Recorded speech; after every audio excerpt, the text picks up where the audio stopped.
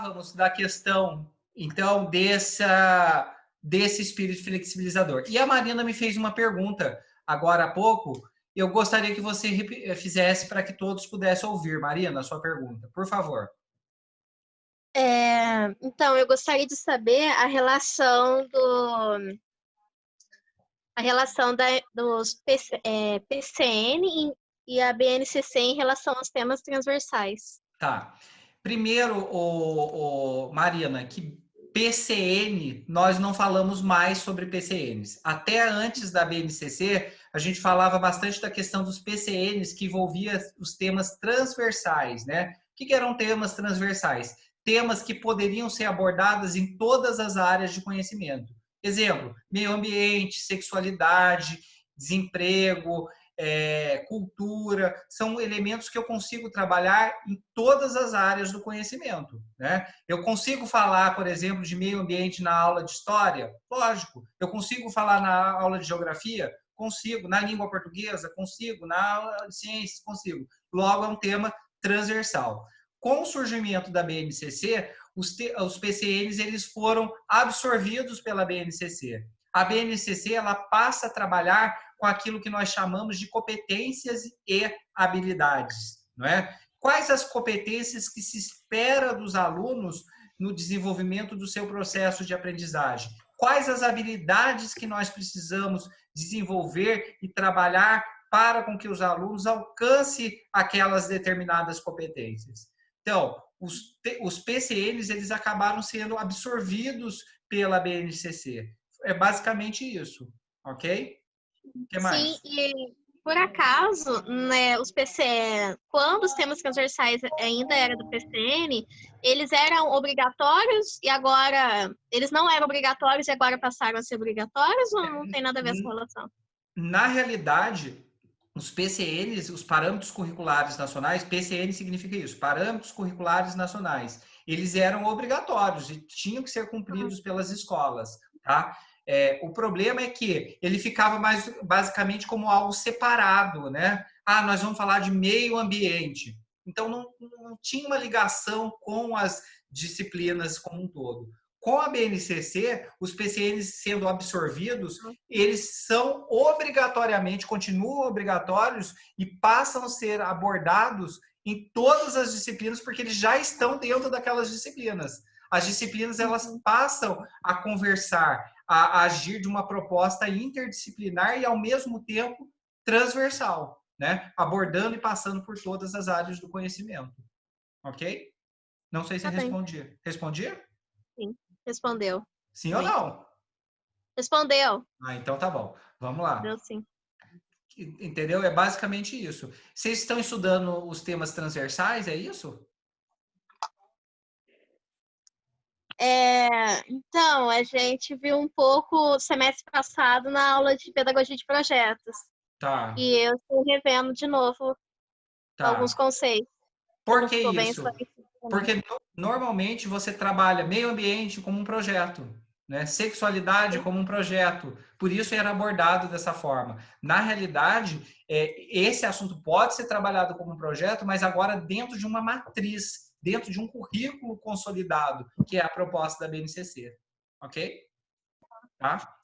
Pessoal, dando continuidade, então, à nossa proposta, falávamos aí do espírito flexibilizador, de algumas questões de flexibilização, e aí eu gostaria de entrar nos riscos, exatamente na questão dos riscos que eu debati anteriormente, né? Quando a gente fala de flexibilização, a gente precisa tomar muito cuidado com a ideia de que a flexibilidade ela pode ser confundida com um abuso de direito de interpretar, né, da forma com que quiser. Não é isso. E é algo que o Vinícius chamou bastante atenção na primeira, vamos pensar assim, na primeira parte da aula de hoje, né? Não é um vale tudo, né? A flexibilidade ela permite uma congregação, repito mais uma vez, ela permite uma discussão, mas ela não pode ser encarada como um vale tudo. Ah, vale qualquer coisa. Então, o aluno aprendendo ou não, ele está aprovado, né? Se ele sabe mais ou menos, eu não tenho necessidade de eu nivelar ou buscar com que a sala tenha o mesmo equilíbrio. Não, Flexibilizar significa que eu vou utilizar de elementos para complementar as minhas ideias e as minhas propostas dentro da sala de aula. Por isso, pensar numa educação que permita esse diálogo, essa troca. E a ideia é tomar cuidado com essa questão da flexibilização, né? Como um próprio risco. Isso, gente, nós encontramos quando surgiram as discussões da denominada progressão continuada. Quem aqui nunca ouviu falar da progressão continuada, né? A progressão continuada tem muitos educadores que são contra. Eles entendem que a escola, o aluno não aprendeu, tem que reprovar. Mas se você for estudar a essência da progressão continuada, é pensar ou acabar com aquela ideia de uma cultura de reprovação, né? Qual que era a cultura de reprovação? Professor. Se o aluno não aprendeu, ele vai ser punido, reprovado. E não, a progressão continuada, quando bem interpretada, eu vou pensar num processo de avaliação do meu aluno de forma contínua, né? A ideia é que eu avalie o aluno continuamente, não em determinados momentos específicos do seu processo de aprendizagem, ok? Oi, Vinícius. Vinícius, alguma pergunta? Professor, diga. Em relação à progressão continuada, Certo. No meu tempo de escola, tinha vários alunos que eles não se importavam em estudar, em tirar nota, porque eles sabiam que no final das contas eles iam passar de ano, por mais que eles ficassem de recuperação.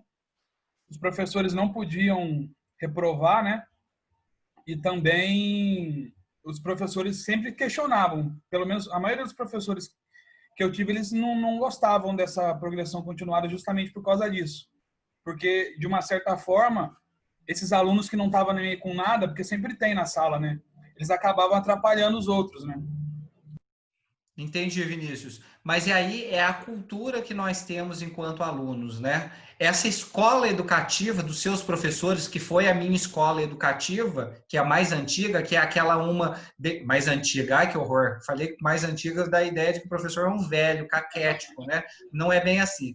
Mas essa escola mais retrógrada, vamos falar um termo mais bonitinho, né?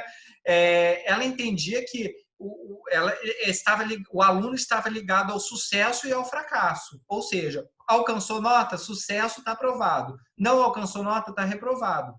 Quando você pensa na progressão continuada, eu não estou aqui defendendo progressão continuada, não, porque eu também tenho algumas coisas que eu sou contra na progressão continuada. Mas a essência da progressão continuada é pensar na avaliação continuada do aluno, né? Não é assim, ele vai fazer prova no dia 22 de março, se ele não conseguir prova no dia 22 de março, ele vai ter uma outra prova lá no dia, sei lá, 20 de maio, né? E se ele não conseguiu, ele está reprovado. Não é isso. Eu preciso avaliar o aluno como um todo, né? A ideia da progressão continuada, ela é boa nesse aspecto, né? O problema é como ela foi utilizada, né? Como ela foi interpretada, principalmente pelos professores mais antigos, que falavam assim, eu só posso reprovar o aluno, então, no quarto ano, no sétimo ano e no nono ano, e não vou poder reprovar mais, não é? Não, eu preciso dar instrumentos para que esse aluno aprenda ao longo da educação básica, né? E aí, se dado esses instrumentos, ele não aprendeu, eu retenho ele naquele ano compatível à reprovação. Então, é uma discussão, viu, Vinícius? É uma discussão muito grande. Não chegaram até hoje um consenso se ela é boa ou se ela é ruim. O que eu posso dizer para você, enquanto estudioso da área de educação?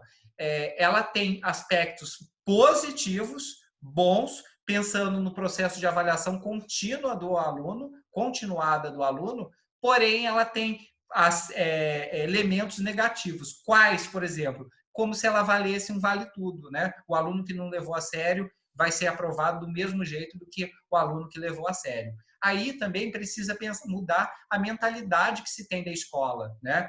A escola, ela está ali para contribuir com todos e não só para um grupo de alunos. Infelizmente, a gente ainda encontra vários professores que adulam e cultuam a ideia de que só é bom o aluno que tira de 9, 9, 10, né? Ou que tira só conceito ótimo, muito bom. E aquele aluno que tira nota vermelha ou que não alcançou o conceito adequado, ele é um mau aluno. Não necessariamente. Ele pode estar sendo um indicativo de que a sua proposta enquanto professor não está correta, que precisa ser pensada e reavaliada por parte do próprio docente. Entendeu, Vinícius? Não sei se eu respondi a sua pergunta. Às vezes não é simplesmente culpar o aluno, né? Às vezes pode ser o próprio professor que não está conseguindo atingir aquele aluno. E eu insisto com você, pense no seu processo, na sua historicidade enquanto aluno. Eu não dei aula de didática para você, mas era um exercício que eu fazia com os alunos do terceiro ano, daqui do curso do terceiro ano de pedagogia, que tiveram didática comigo. Se eu pedir para você, nesse momento, feche seu olho e pense num professor que você considera bom e um professor que você considera ruim, você vai identificar perfeitamente esses professores. Né? E se eu perguntar para você por que você considera professor A bom e o professor B ruim, você certamente vai me dizer, tenho certeza disso, que o A, ele de alguma forma era próximo do aluno e que de alguma forma ele se fazia entender por parte do aluno. Ele era uma inspiração para o aluno. Então, é uma ideia de que nós precisamos repensar na forma com que essa escola ela está sendo apontada, na forma com que essa escola está sendo construída. O processo avaliativo, ele é um indicativo não só de que o aluno aprendeu ou não, mas principalmente um indicativo para o professor. Será que a metodologia, a estratégia que ele está utilizando é a mais adequada para alcançar o meu aluno? É uma reflexão, né? E aí é um elemento que também precisa ser sobrepesado dentro desses riscos da flexibilidade da lei de diretrizes e bases, entendeu? Não sei se respondi a sua pergunta, Vinícius. Sim, professor, com certeza. Você consegue identificar aí um bom professor e um mau professor na sua historicidade enquanto aluno? Ruins eu consigo identificar vários, na verdade. Gostei, Vinícius, muito bom. Agradeço aqui a presença do coordenador do curso de Biologia, professor Ricardo, que está aqui. Valeu, Ricardo, obrigado pela presença. Dá um oi para os alunos, Ricardo. Ricardo, está me ouvindo? Oi, Ricardo, está me ouvindo? Acho que o som do professor falhou aqui em algum momento. Ricardo, seja bem-vindo, fique à vontade para se manifestar caso assim o deseje, tá bom? Pessoal, outro elemento que demonstra um risco no processo de flexibilização da lei de diretrizes e bases, né? É a questão do cultivo ao corporativismo, né?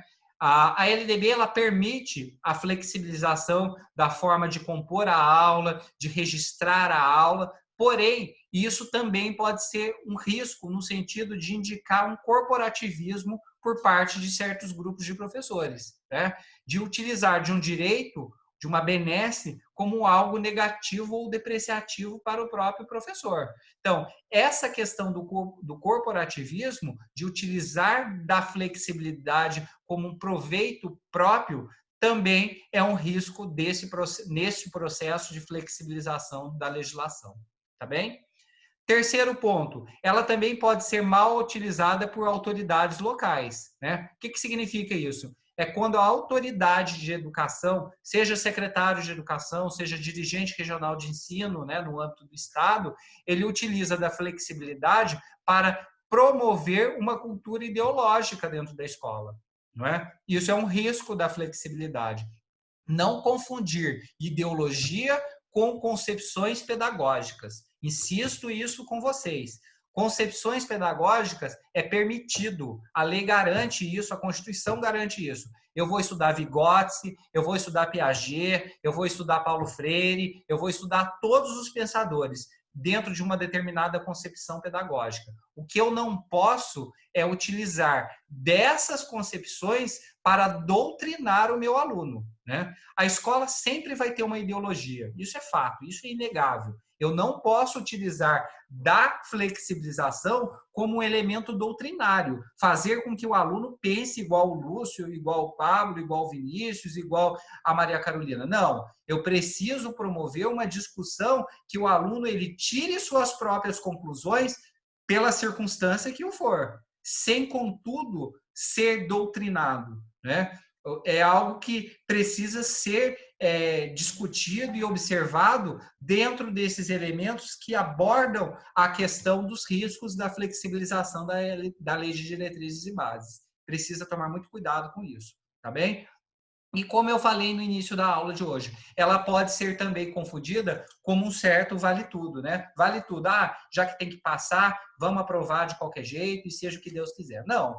A LDB, quando ela aborda, por exemplo, a questão da progressão continuada, ela vai exigir que o processo avaliativo do aluno seja repensado, seja rediscutido. Eu não vou promover aprovações ou reprovações em áreas específicas, em momentos específicos. Eu vou pensar na avaliação como algo processual, né? O que é uma avaliação processual? Eu vou avaliar o aluno 360 graus, né? No todo, e não apenas naquele momento da prova ou naquele momento da atividade avaliativa. Eu vou avaliar todos os avanços do meu aluno. Essa é uma preocupação metodológica, didático-pedagógica que o professor precisa observar. E não sou eu que estou falando isso, não. É a lei. A Lei de Diretrizes e Bases, ela coloca isso, né? Ela coloca a obrigatoriedade do professor ver os avanços dos alunos em determinados momentos, em determinados segmentos. E, em cima desses avanços, promover discussões que aprimorem ainda mais o processo de aprendizagem desse meu aluno, tá? Então, atentem-se a isso. Esses riscos são riscos reais, que precisam ser observados e existir uma certa cautela por parte das autoridades de educação, mas principalmente por parte do professor, dentro dessa discussão pedagógica, dentro dessa discussão educacional. Ok? Perguntas? Alguém tem alguma pergunta? Alguma colocação que deseja fazer? Alguma colocação? Alguma pergunta, colocação, pessoal? Não?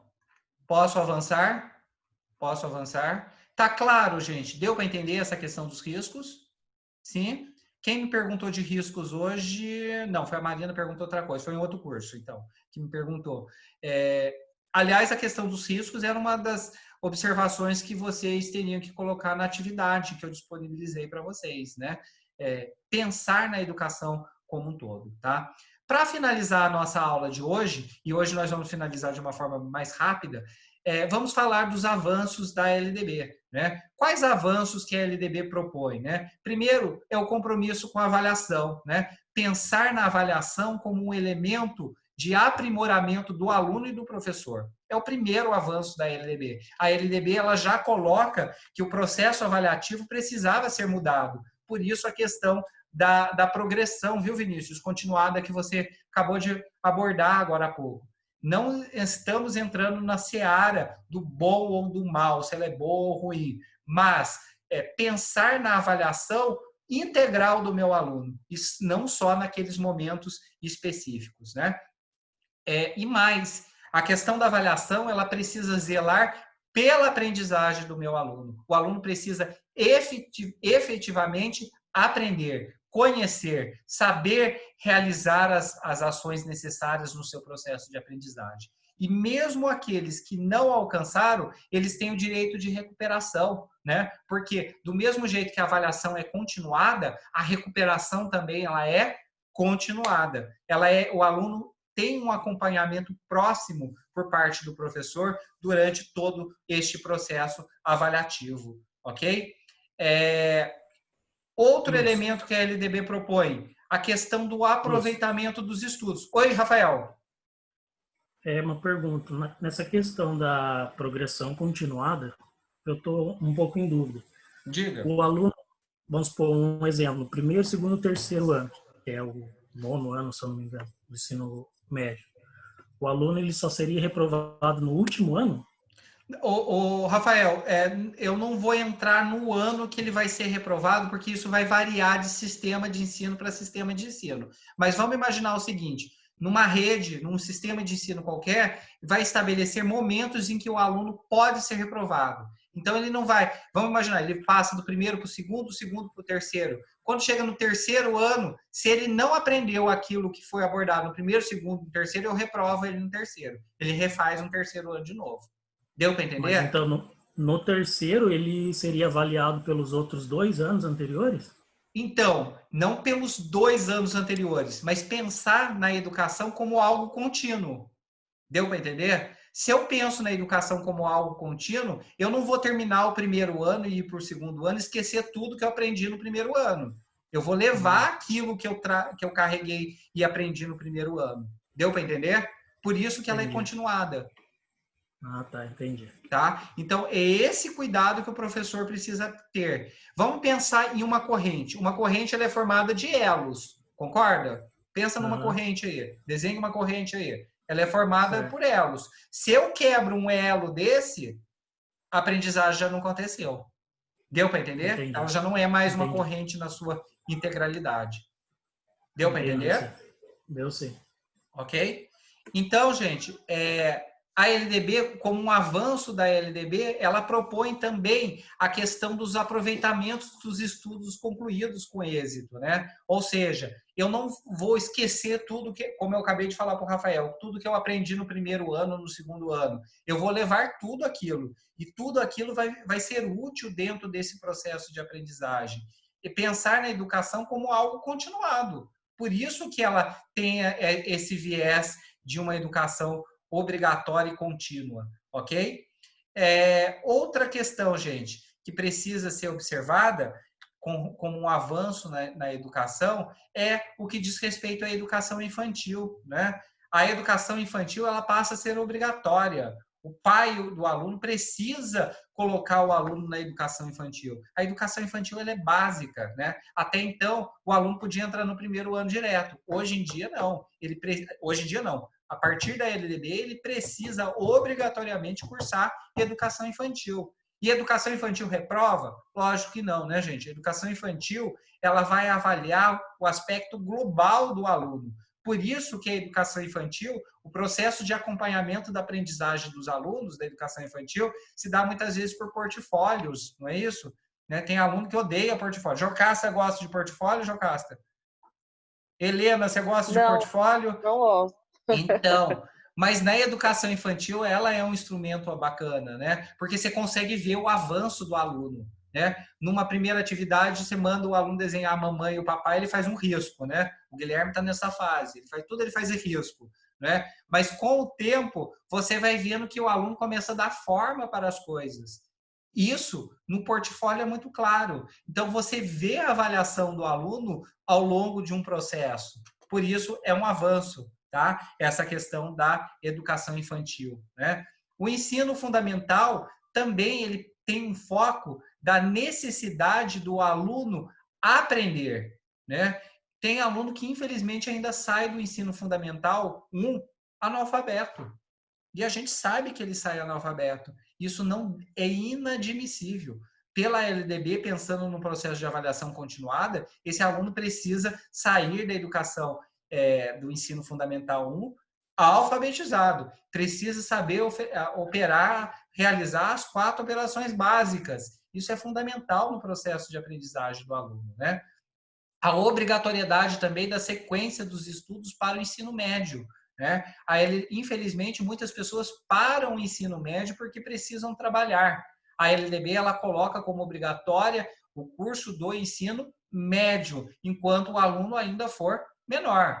E se ele não puder estudar porque ele trabalha por algum motivo, é obrigatório o poder público oferecer curso de ensino médio nos períodos noturnos, para que esse aluno curse o ensino médio como um todo. Ok? Pessoal, alguém tem alguma pergunta, alguma colocação que gostaria de fazer? Para finalizar a nossa aula, eu queria falar um pouquinho dos profissionais da educação, tá? A gente vai falar Professor, Oi. eu posso fazer uma pergunta ou outra? Lógico. Quando, tipo assim, os pais do aluno estão ali analisando o conteúdo, vamos falar assim, da pré-escola, e eles acham, sei lá, que o conteúdo que o filho dele está aprendendo, ou que o conteúdo, sei lá, é um pouco fraco, vamos pensar assim, eu posso ir na instituição e fazer coordenação, ou eu preciso procurar o conselho tutelar, alguma coisa assim? Que atitude que eu tenho que tomar? Rebeca, a sua pergunta é boa nesse sentido, porque sempre surge essa dúvida na educação infantil. Ah, será que meu filho está aprendendo? Será que meu filho tem algum problema? Mãe adora achar que filho tem problema, né? Adora. E muitas das mães acham que o professor é o problema, o que é mais grave, né? E não é. Cada criança tem seu time, né? Tem seu tempo do processo de aprendizagem. Isso precisa ficar bem observado. Se com o adulto já tem o seu time, imagina numa criança, né? Com relação à educação infantil, precisa tomar um pouquinho de cuidado, não só na educação infantil como um todo, né? Pai e mãe acha tudo, isso é fato, né? No Brasil, juiz de futebol, treinador de futebol, né? De religião, todo mundo fala e dá opinião, né? Todo mundo tem uma opinião sobre isso. E carnaval também, todo mundo adora opinar sobre o carnaval. A escola A é melhor que a B, que a C, e assim sucessivamente. Na realidade, o pai e a mãe são importantes no processo de aprendizagem, mas quem é o profissional é o professor, né? Se que por algum motivo o pai tem alguma desconfiança ou alguma dúvida, não vou nem usar o termo desconfiança, mas alguma dúvida no processo de aprendizagem do seu filho, sugere-se que ele procure a escola no primeiro momento, que ele converse com a coordenação pedagógica, com a orientação pedagógica da escola e com o professor. Né? O professor está ali para isso, para tirar a dúvida. Se o professor não souber tirar essa dúvida, converse com a coordenação pedagógica, que eu tenho convicção que eles vão estar prontos para ajudar. Se não o fizerem, aí é um caso de reclamação no Conselho Tutelar, sim. Eu sugiro que faça a reclamação no Conselho Tutelar, como também nas secretarias de educação ou nas diretorias de ensino, ok? Porque aqui em casa tá acontecendo tipo isso, parecido com isso. Porque aqui eu tenho um irmão que ele tem 6 anos e ele tá na educação infantil da escola. E tipo assim, quem tá fazendo algumas tarefas dele, que agora a professora tá mandando, sou eu. E aí, tipo assim, a professora pede algumas coisas que, como se fosse para ele agrupar, umas coisas assim, só que ele não sabe nem contar direito. Tipo, agora que ele tá aprendendo a reconhecer o alfabeto, a ler, escrever, não sei também se isso pode ser um problema de atenção dele. Porque, não é um problema de atenção. É normal nessa fase etária de 6 anos. Ele frequentou a escola antes desse momento de 6 ele anos? foi da creche, tudo. Na realidade, ela está sondando para verificar o processo de aprendizagem, aquilo que ele tem. Então, ela dá umas ações de sondagem, ela faz algumas atividades de sondagem, de agrupamento, de identificação ou de reconhecimento para ver o nível que ele está. E, a partir daí, trabalhar. Tá? Então, é perfeitamente possível isso. Ok? Falei besteira, pedagogos do terceiro ano. Falei besteira? Não. É isso mesmo? Eu não sou pedagogo, viu, Rebeca? Eu sou advogado. Mas é basicamente isso, tá? Fala. Professor, eu acho como nem todo mal vem, né, só por, sei lá, para causar desconforto, mas para a gente aprender, né, com tudo isso. Eu acho que está sendo primordial a pandemia, infelizmente, né? Mas no fato dos pais estar olhando para o procedimento dos filhos e ver que está errado, porque muitas vezes os pais nem acompanham, ou até acompanham, tem uma certa dificuldade, mas acho que só a professora vai conseguir solucionar tudo aquilo. E às vezes o aluno tem algum problema, pelo menos na minha escola que eu faço estágio, tem muitos alunos com problemas, às vezes até que poderia ser identificado por um médico, ou às vezes até mesmo de falta de atenção mesmo, que às vezes não dá para a escola tratar somente. Os pais também podem ajudar e só agora eles estão conseguindo ver essa visão e ver como é que é trabalhar com esses alunos, né? A gente não consegue dar conta. E é isso, a ideia é que, como a Marina falou, que haja um acompanhamento. E isso que você fez, Rebeca, que você faz com o seu irmão, é fundamental, né? É você ver o processo de evolução desse aluno. Pode assustar no primeiro momento, né? Você vê como caso de ferreiro é espeto de pau, né? O Guilherme, ele vai na escola desde os 3 meses de idade, 3 meses. Não porque ele seja um gênio, não é isso, mas pela necessidade do trabalho, tanto meu quanto da minha esposa. né? E aí chegou a primeira atividade, avaliação dele, né? Que compila lá com aquelas carinhas sorrindo, ou a boquinha assim, ou tristezinho, né? E uma das atividades dele, ele estava com a boquinha, ele não, né? A professora assinalou lá aquele não sorriso, regular, como se estivesse regular. O pai surtou. Quem que é o pai? Eu surtei. E é algo que eu acompanho, que é a minha realidade. Aliás, enquanto secretário de Educação, eu via isso todo dia dentro da Secretaria de Educação, né? Mas, assim, quando é na casa da gente, muda de figura. E eu quis conversar com a professora. E detalhe, a professora do meu filho foi minha aluna no curso de Pedagogia aqui no Unifateia, né? Então, eu cheguei lá, ela levou aquele mais susto. Professor, o senhor aqui. Eu falei, eu quero entender por que ele ficou regular nessa atividade. Momento surto psicótico do pai, né? É normal, isso é bacana. Essa troca é fundamental entre pai, professor e comunidade escolar, né? Faz parte de um processo de construção que é fundamental nas discussões educacionais, né? E aí a minha esposa, com a maior tranquilidade, com a serenidade dela, ela falou assim, meu Deus do céu, se seus alunos sabem de um negócio desse, você está lascado, né? Porque é algo que eu vivencio, que eu ensino, que eu trabalho isso com vocês. Eu sei que... por que ela põe a carinha lá mediano, né, o regular? Porque ele precisa ser mais estimulado naquilo. É nesse sentido. Deu para entender? Não que ele não o faça, mas eu sei disso. Mas o momento o pai falou mais alto, de ir lá na escola tirar satisfação. Ok? Respondi, Rebeca? Respondeu, professor. Obrigada. Excelentes observações, viu, Marina Meirelles? Gostei, é isso mesmo. Perfeitas observações. Pessoal, alguém tem mais alguma dúvida? Vamos deixar esses 5 minutos para as dúvidas finais. Alguma dúvida, alguma colocação que vocês queiram fazer, algum comentário? Professor, hoje é sua última aula ou não? Voltarei a encontrá-los em outro momento. Mas, assim, eu penso em gravar alguma coisa e mandar para vocês, tá, gente? Para dar um arremate final. Tá, Vinícius? Eu penso em gravar, não fazer online, porque eu sei que semana que vem vocês estão com a apresentação dos PIs, não é isso? Sim, sim. A pedagogia também está com a apresentação de PIs semana que vem? Não, acho que ele não vai apresentar a PI, né? Oi? Desculpa? Não vai apresentar a PI.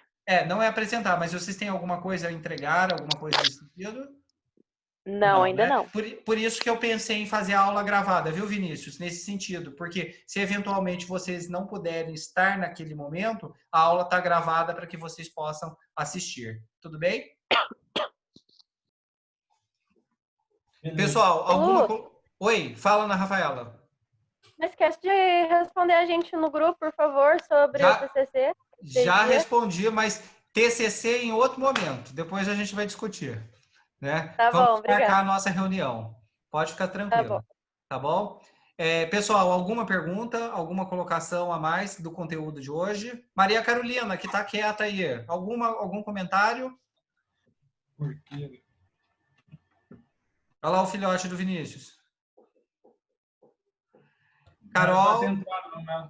Helena, Carolina. Pode com essa cachorra aqui. Tudo certinho? Tudo certo, professor, tudo certo. Obrigada por todas as aulas. Imagina, Jocastra, Bianca, Ariana, Rafael, Ana Rafaela já falou, Rebeca. Tudo certinho.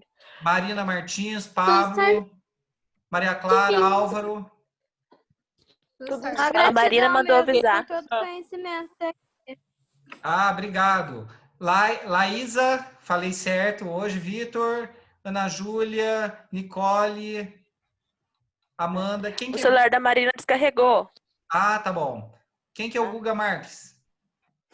É o Gustavo da nossa Luiz sala. Gustavo. É o Luiz Gustavo. Gustavo, tá tudo certo aí? Tranquilo? Deve estar com algum problema no sol. Ou dormiu, hein, Gustavo? Ou dormiu.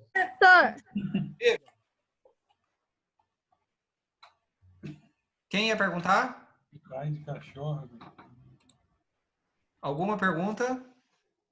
Não? Eu, professor, não estava conseguindo te responder, não estava conseguindo voltar para a imagem, porque estava só no som, porque eu tô com fone de ouvido.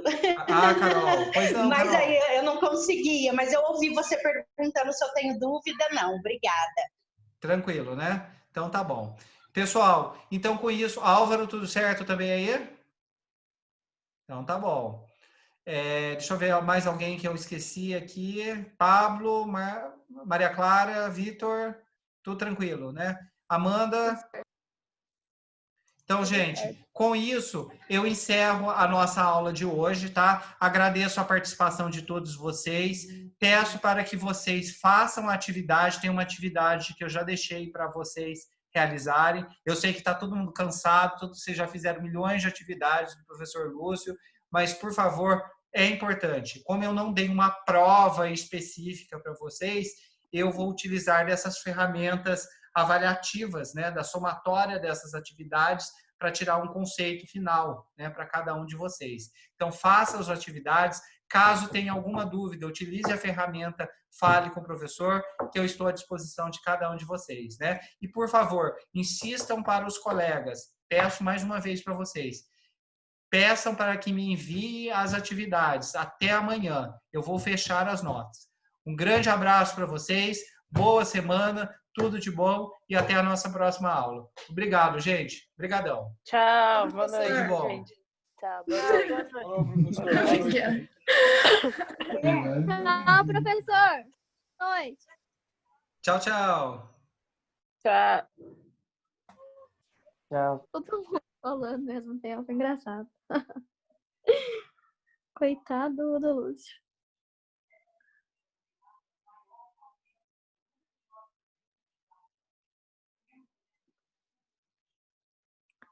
Onde que sai aqui? Aqui.